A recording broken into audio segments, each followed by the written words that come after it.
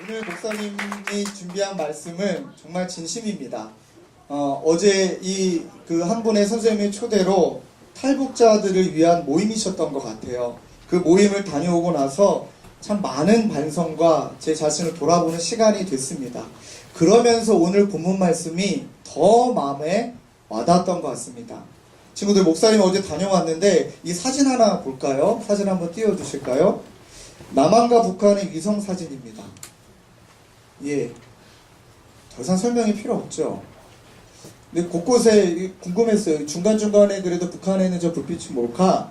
알고 보니까 이제 지도자들을 섬기는 군사기관, 그리고 또 유흥기관이 있대요. 밤에 이제 그들이 즐기는 유흥문화가 있을 거 아닙니까? 근데 북한과 남한의 저 차이를 보세요. 너무 마음이 아래오지 않으십니까? 어제 목사님이 한 선생님의 초대로 그 모임을 참석하는 내내 수십 번 울컥울컥 했어요. 그리고 우리 전사님도 같이 모시고 왔거든요. 그 모임 끝나고 집에 가는데 말을 잃어버렸어요. 말할 수가 없는 거예요. 왜 그럴까? 한 분이 기타를 치시면서 탈북하신 분이신데 6번인가 7번인가 감옥에 갇히시고 탈북하시고, 감옥에 갇히셨다 탈북하시고, 그리고 그분이 지으셨던 곡이 밤의 여행이었나? 기억이 안 나지만 거기는 밤에 건너야 되니까. 근데 그분이 하셨던 이야기 중에 팍 하고 꽂혔던 얘기가 이거예요. 하나님은 계시지 않는 것 같은데, 하나님이 도와주시지 않은 것 같은데, 그러면서 그분 하셨던 게, 하나님은 남한에 계시지 하나님 북한에 안 계신다는 거죠. 무슨 말인지 이해가 되죠?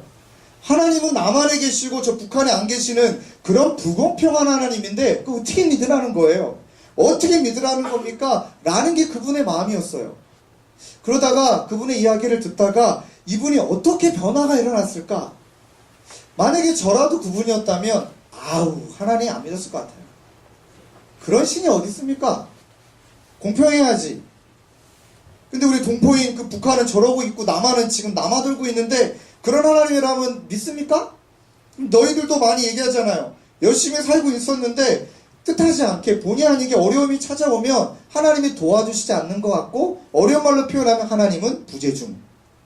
멀리 계신 하나님, 저 멀리 계신 하나님, 그런 때가 우리에게 동일하게 있다는 거죠. 근데 그때 우리 안에 던져지는 질문은 하나님이 계시지 않는 것 같고 도와주시지 않는 것 같은데 어떻게 믿으라는 겁니까? 그 질문이 나올 수밖에 없습니다. 근데 그 기타 치셨던 분이 하셨던 말씀에 제가 울컥했던 게 뭐냐면, 한 선교사님인가 어느 분을 통해 그분이 이제 복음을, 예수님을 만나게 되신 것 같아요.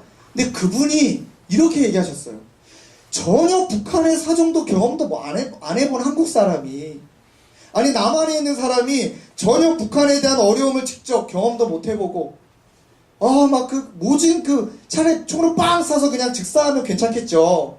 근데 정말 모진 고문을 당하는 그걸 다 견뎌야 되잖아요. 근데 그런 경험도 없는데 어떻게 남한에 있는 사람이 북한 선교하고 있지? 의아했다는 거죠. 물어보는 그 대답 가운데 들어보니까 이분이 그렇게 얘기하셨어요. 그것도 아무것도 모르는 남한에 있는 사람이 북한을 왜 어떻게 저렇게 울 수 있지? 어떻게 저렇게 헌신할 수 있지? 자기 식구가 북한에 있으면 모르겠지만 전혀 남인 사람을 왜 어떻게 저렇게 생명을 걸 수가 있지? 의아했던 거예요. 그러면서 그분의 마음에 어떤 질문이 나왔냐면, 이게 뭔가 있구나. 뭔가 있는 거구나. 뭔가 있는 게 확실하구나. 그러는 가운데 이분이 예수를 만나셨더라고요. 한국에서 지금은 기타 치시면서 본인의 노래로 그렇게 CCM 사역을 하시는 것 같더라고요. 그러면서 목사님이 깨달은 게 있어요. 그렇구나. 우리는요, 우리의 이 연말에 이 설교를 하게 된 이유는 하나님이 정확하게 우리에게 주신다라고 이 말씀을 주셨다고 믿는데, 이런 상황이다 보니까 오늘 시편 120편 말씀이 우리에게는 뻥처럼 느껴지는 거 알아요? 지킨다가 6번 반복돼요. 너희들이 굉장히 이 말씀 너무 좋지요. 이 말씀 너무 좋은데 그렇게 불공평한 환경에 있는데 이 말씀이 믿어질까요? 실족하지 않게 하신대요. 졸지도 주무시지도 않는데요. 오른쪽에 내 그늘이 되신대요. 그 말은 가장 가까운 곳은 나를 지켜주신대요. 낮에와 밤의 달도 너를 해치 못한대요. 모든 날라는 면케하신대요. 출입을 지금부터 영원까지 지키신다는데요. 이거 거짓말 아닙니까? 이런 뻥도 이런 뻥 오브 뻥, 베스트 오브 뻥, 뻥빠라 뻥뻥 뻥뻥. 이거 어떻게 믿어요? 말도 안 되죠. 근데 목사님이 깨달은 게 있어요. 하나님이 그런 거짓말 하시는 것인가? 하나님의 지키심은 제한적인가? 아니면 뭔가 있는 건가? 했을 때 목사님이 그 모임을 통해 깨달은 게 있어요. 친구들, 우리는 보이는 것, 경험한 것에 근거하여 우리는 말합니다. 사람은 그럴 수밖에 없어요. 보이는 것, 경험한 것에만 내 눈이 머물면 그렇게 느껴져요. 심지어 북한에 계신 그분이 아니 이걸 경험도 못한 사람이 어떻게 저렇게 울 수 있지? 그러나 보이지 않는 것에 내 눈을 돌리면 이면에 반드시 다른 뜻과 계획이 있다는 것을 믿게 되고 기대하게 되는 거예요. 눈에 보이지 않는 하나님의 마음이 그 남한에 있는 한 분의 마음에 임하여 그분이 눈에 보이지 않는 것을 믿고 그들 위해 울고 선교하는 그 현장을 통해 보이는 것에 제한돼서 불공평하다고 말하는 그 북한분이 우리도 아니고 그 북한분이 하나님을 믿게 되는 기적이 일어나더라고요. 그러면서 목사님이 이 시편 120편 말씀이 너무 와닿았어요. 이 120편 말씀이 친구들 어떤 배경으로 쓰여진지 아세요? 배경은요, 바벨론 포로 노예 시대예요. 그러니까 노예 시대에 노예로 있는 그들이 이 121편을 말한 거예요. 쓴 거예요. 그러니까 이들은요, 지금 자기들이 경험하고 있는 노예의 상황, 그 아픔, 그것을 근거로 시를 쓴 게 아니라 믿음을 근거로 시를 쓴 거예요. 믿음을 근거로.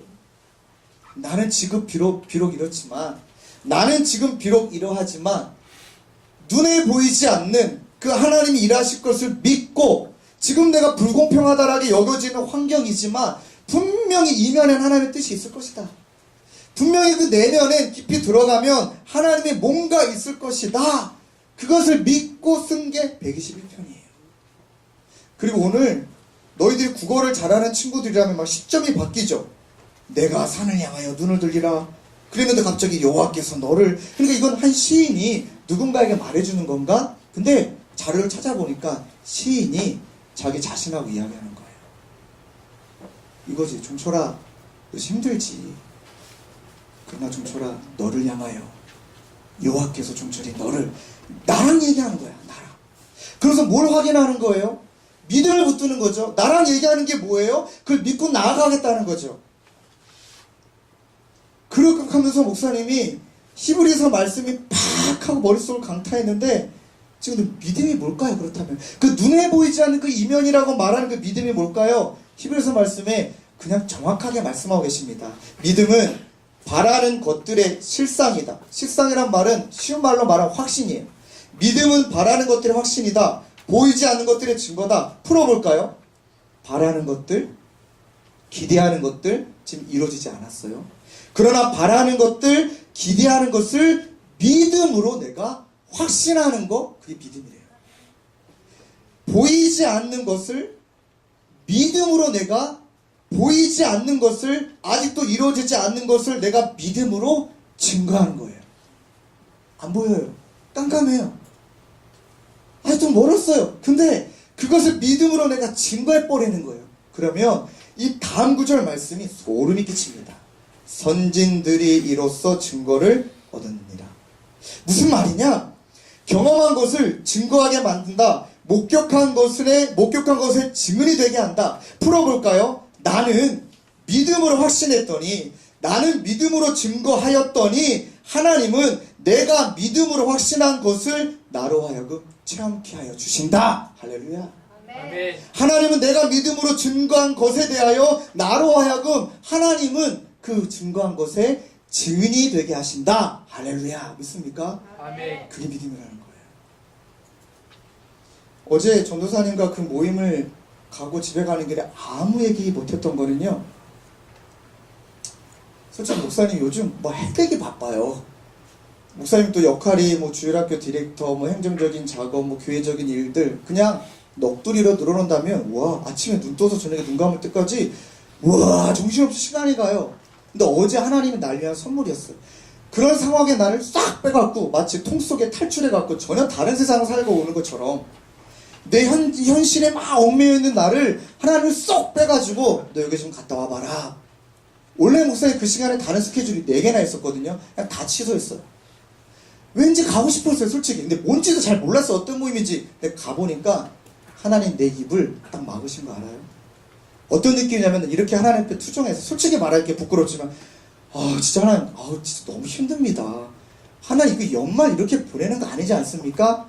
하나님 막 투덜댔어요. 근데 그 모임 딱 갔다 오고 나서 이까짓 게 뭘 그냥 그 자리에 계신 선교사님들이 나에게 하시는 말씀인 것 같은 게 뭘 그거 가지고 그래. 뭘 제가 어제 잠이 안 오더라. 건강한 비교. 남과 비교해서 나 왜 못났을까 그게 아니라 정말 생명을 걸고 사역하신 그분들 앞에 난 이까짓 거 투정하고 있는 내 자신이 어제 너무 불쌍한 내가 너무 초라하고 결론 정말 믿음이 없었구나. 사랑하는 친구들, 목사님은 내년도 수련회를 지금 어떤 표현일까요? 정말 빨리 왔으면 좋겠어. 대박 날 거예요. 하나님이 대박 내실 거예요. 이 다니엘 말씀을 가지고 내년에 수련회 말씀 이어갈 건데 소름이 끼쳐요. 와, 난 내 살아생전 다니엘 말씀이 이런 말씀이었구나라고 이번에 집회와 설교를 준비하면서 이미 1월달 설교 제목 다 정해놨어요. 멘탈을 흔들라. 내가 저게 좀 너무 멋있어. 우리 멘탈과 스피릿이 문제야. 멘탈을 흔들라. 하나님 이번에 날 어제 흔드셨거든요. 당당하게 담담하게. 안 놀래네. 말씀 앞에 당당하게 외쳤다면 풀무불에 들어가는 거 앞에 담담한 거예요. 그 다음에 막 나에게 리세팅 하고 막 세팅 다시 해야 되는 거예요. 그 다음에 이번 수련의 주제 뭔지 알아요? 나중에 내가 만든 말이지만 멋진 말이에요. 개봉박도 조금 이따 말씀드릴게요.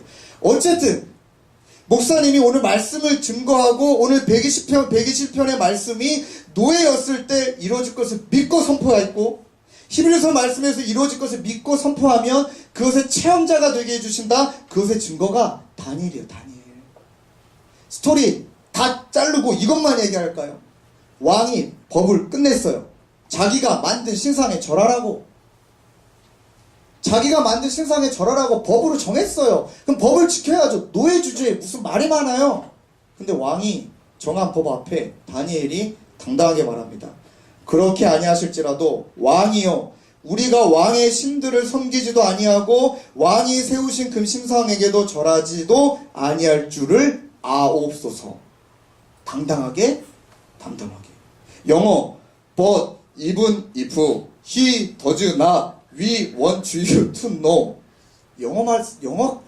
나 영어 잘 못하는데 대박이에요. but, even, if. 그가 그렇게 아니하실지라도 그 다음 말 진짜 멋있어요. 우리는 당신이 알게 되기를 원한다. 와 소름이 끼쳐. 그리 아니하실지라도 우리는 왕이여 당신이 알게 되기를 원한다. 당당하게 담담하게. 그렇게 하고요. 왕이 뚝딱지가 나버렸어요. 정말 풀무불이 뭔지 알죠? 용광로. 그 용광로 목사님이 중학교 때 견학 간 적이 있어요. 그 철강회사 포스코, 지금은 포스코 옛날 이름이 달랐는데 깜짝 놀랐던 게 뭐냐면 50m 앞에서도 열기가 느껴지고요. 그 용광로를 조절하신 분은 전체 방열복을 입으시고요.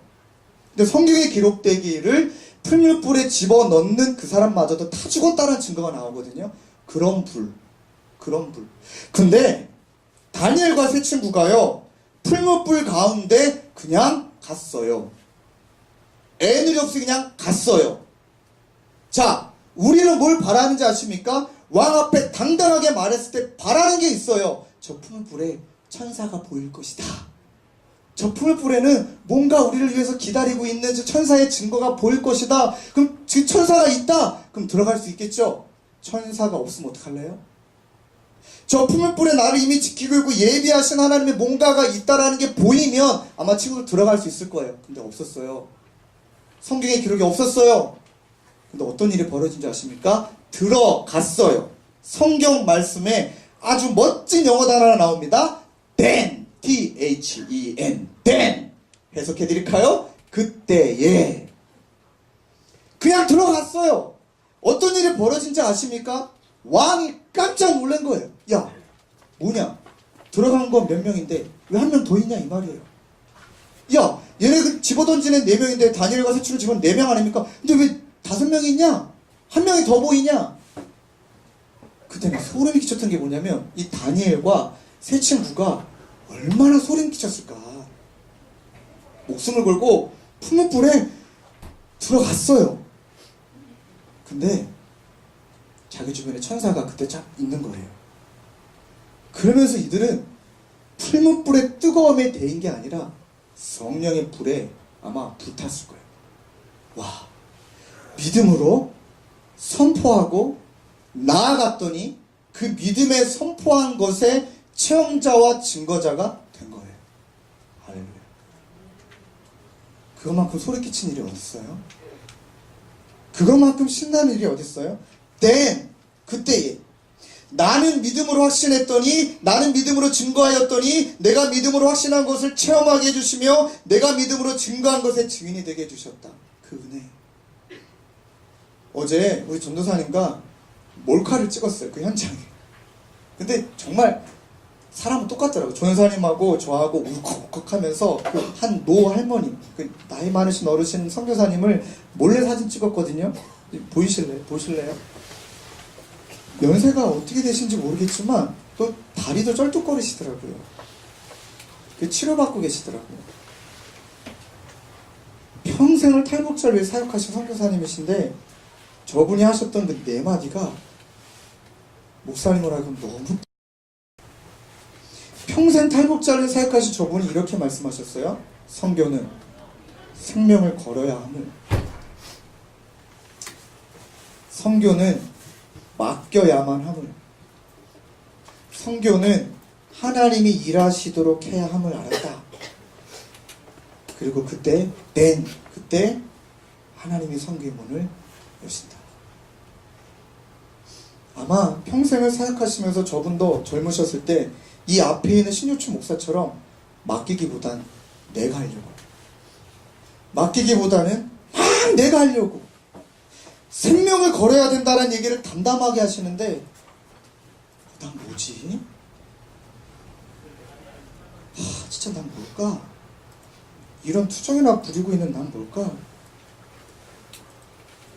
하나님이 일하시도록 내어드려야 되는데 그제서야 비로소 이 믿음을 보시고 하나님이 그분의 사역을 통해 선교의 문을 여신 거예요. 그러니까 어제 잠이 안 왔던 건요, 딱 이거예요. 난 뭐지?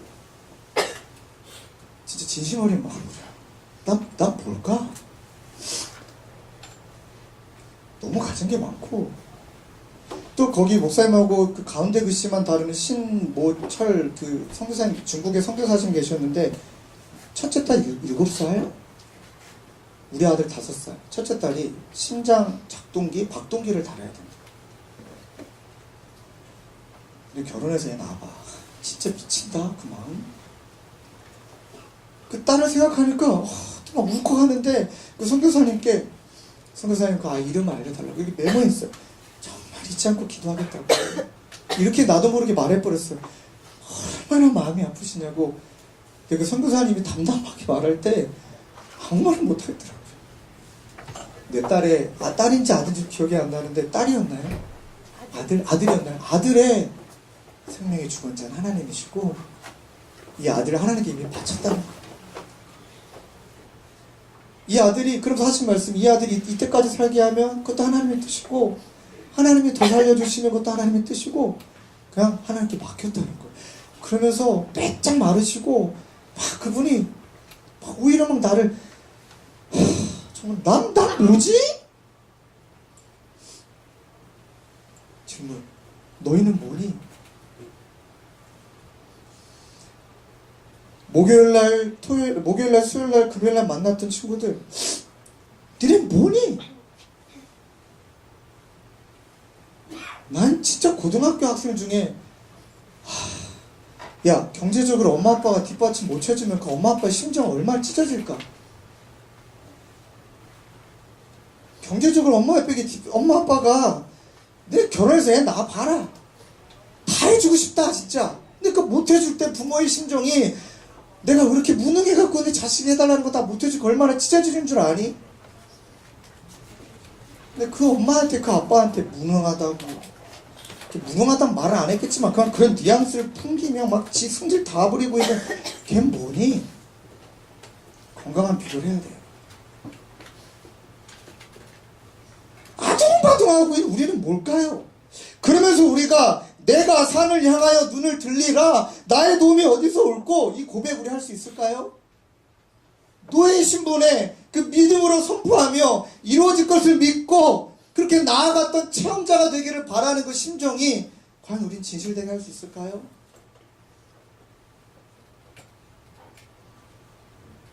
다음 주에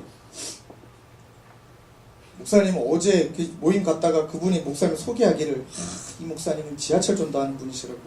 아이, 그때 나는 다 이제 정리가 됐어. 난 평생 지하철 전도 해야 되는 사람이구나. 너무 감사했어요. 대학교 때 정말 열심히 했던 걸 잊었다가 이제 2주 시작한 지 얼마 안 됐거든요. 근데 소개하기를, 그때 내가 하나님의 음성을 들었어요. 심종철 지하철 전도사 이렇게. 난 이제 니네 그거 알아요? 10번에 한 번 그냥 그런 아름다운 스토리가 생기지, 니네 해봐요. 10번에 9번은 다 그냥 울리는 그냥 팡 튕겨져 나오는 메아리, 그냥 수치심. 쟤 뭐야? 제가 옷을 굉장히 양복 입으려고 또 옷을 깔끔하게 입으려고 하는 이유 중에 하나가 좀 산뜻해 보여서 좀 그 매너 있게 그 전도하려고. 지금까지 13번의 초콜릿을 드렸습니다. 솔직히 말씀드릴게요. 2분 받아가시고 나머지 다 안 받아가셨고요. 그 아버님, 만나셨던 그 아버님 목사님 또 만났어요. 또 전화하고 1월 첫째 주 분당으로 예배 오셔요. 아멘이고 박수 치지 마세요. 난 부끄러워요. 그런 낭만적인, 죄송해요, 그런 열매, 그런 것만 가지고 하나님 살아계십니다. 이분 교회 왜 나오는지 아세요? 저 젊은 놈이 집요하게 물어지니까 한번 나와주는 거예요. 뭔가 저 젊은 애가 집요하게 자기의 뭔가 얘기하니까 뭔가 있겠거니. 그래서 주일날 딱 한 번만 예배 드리시면, 내가 너무 존경하는 이찬수 목사님 계신데 그분의 설교 한마디 한번 들어보시고 판단하시라. 난 이찬수 목사님께 메일 쓸 거예요. 목사님, 다음 주일날 제가 전도한 한 분이 오시는데 심혈을 기울여 설교해 주시고 좀 이렇게 힘을 불어넣어 주시고, 진짜 오늘 메일 쓸 거예요. 오늘 아침에 그분에게 문자가 왔어요. 한번 가주겠다고.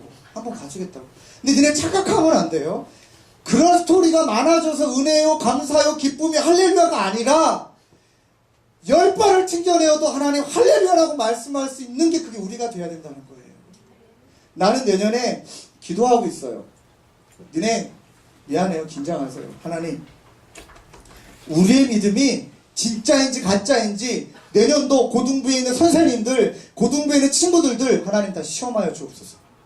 내 믿음이 진짜인지 가짜인지가 완전히 드러날 수 있는 반드시 그 시간을 하나님 다 주옵소서. 고1, 고2 다 고3 되게 하옵소서. 막 나 기도하고 있어요.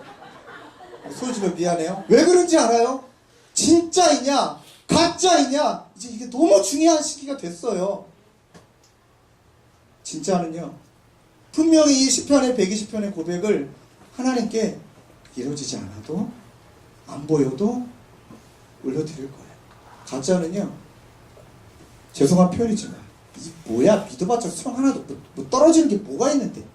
아까 일부 예배 그 간증한애도요, 회개하고 돌아와서 아직 담배 못 끊었대요. 끊어질지어다. 아멘. 어쨌든 그럼도 막 나쁜 짓 다 하고, 도서관에서 친구 물건 훔치고 술 먹고 담배 피고 다 하다가 이제 친구들 상처 주다가 이제 고3 때 은혜 받고 나왔는데 수능 쫄딱 망하고 옆에 있는 친구들 걔한테 비아냥거리기. 거 봐, 하나님 믿는다고 뭘 네가 좋은 대학 갔냐? 일명 정피, 정시에 피 흘리고 있는 정피. 너 지금 정피하고 있는데. 걔의 고백은 멘탈을 흔들었어요. 하나님께서 그 아이, 야, 그렇게 잘 된다고 해서 은혜가 아니라 그런 니를 내가 받아준 게 은혜 아니니? 그거 아닙니까? 맨날 하나님 배신 때리고 있는데 그런 나를 받아준 게 그게 진짜 그게 은혜 아닙니까? 지금도 이렇게 친구들 저랑 같이 너희들도 똑같이 맨날 배신 때리고 약하다 핑계대면서 맨날 하나님 마음 아프게 하는데, 근데 그런 나를 내치지 않는 거 하나님이 너무 좋은 거 아닙니까? 우리 내년에 난 진짜 기대하고 있어요. 기도하고 있어요. 하나님, 우리 믿음이 진짜인지 가짜인지 하나님 드러나는 시험을 주옵소서. 아니죠.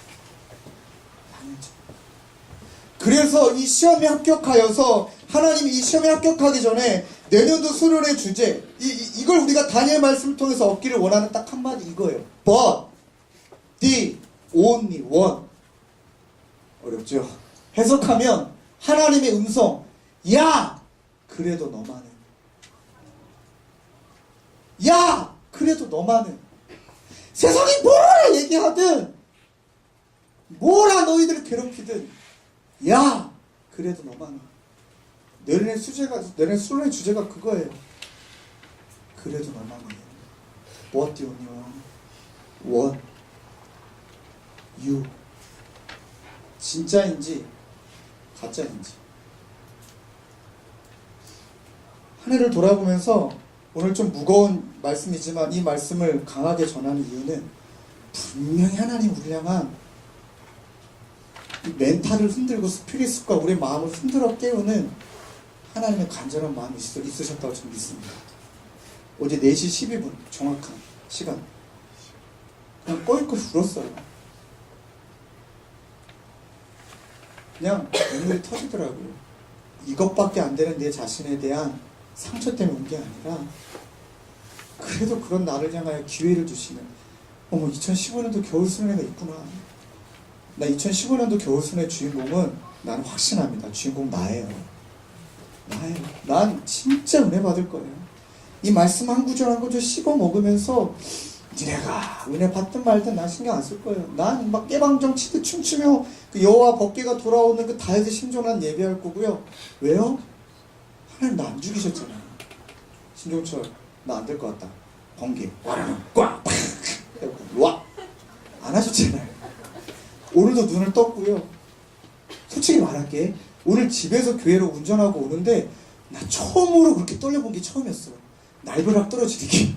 네가 그 마음 아니? 내가 내 죄를 알기 때문에, 네 죄를 네가 알렸다 알기 때문에 교회에서 집에서 교회까지 오는데 나 살아생전 처음으로 고백합니다. 날 죽이시지 않은, 사고 나게 하시지 않은 하나님이 너무 감사하더라고요. 그 말은 뭐예요? 기회를 또 주셨어요. 내년에 기회를 주셨어요. 이젠 진짜 해보고 싶어요. 그리고 시편 121편 이 말씀을 내년에 언젠가, 그 언젠가 이런 상황에서 제가 진심으로 하나님 붙들었을 때 하나님이 그것에 대한 체험자로 증인자로 세워주셨을 그때에 이 말씀을 너희들에게 정말 깊이 있게 다시 나누고 싶어요. 눈을 들어 산의 상징이 뭐예요? 늘 그 자리에 있어요. 사계절 늘 그 자리에 있어요. 눈이 오나 비가 오나 늘 그 자리에 계신 그 산, 하나님을 향하여 눈을 들어야 되는데 우리는 자꾸 시시각각 변하고 있는 상황에 눈을 돌리고 있고, 우리는 자꾸 건강한 비교가 아니라 상처받게 만드는 비교하고 시선을 아래로 깔고 있으니, 그래서 시편의 기자가 말하는 거예요. 도움이 어디서 올까? 어떻게 주님이 여호와께서 너를 이 모든 말씀의 첫 번째가 내가 선포해요. 고백해요. 산을 향하여 눈을 들리라. 믿습니까? 이 고백이 2015년도를 바라보는 2014년도를 이제 십자가 앞에 다 쏟아내는 저희들의 심정 가운데 정말 이 말씀을 통해 믿음으로 확신했더니, 믿음으로 증거했더니 그것의 체험자, 그것의 증인자로 세워주는 저와 여러분, 그 은혜를 경험하는 저와 여러분 되시길 주님으로 축원합니다.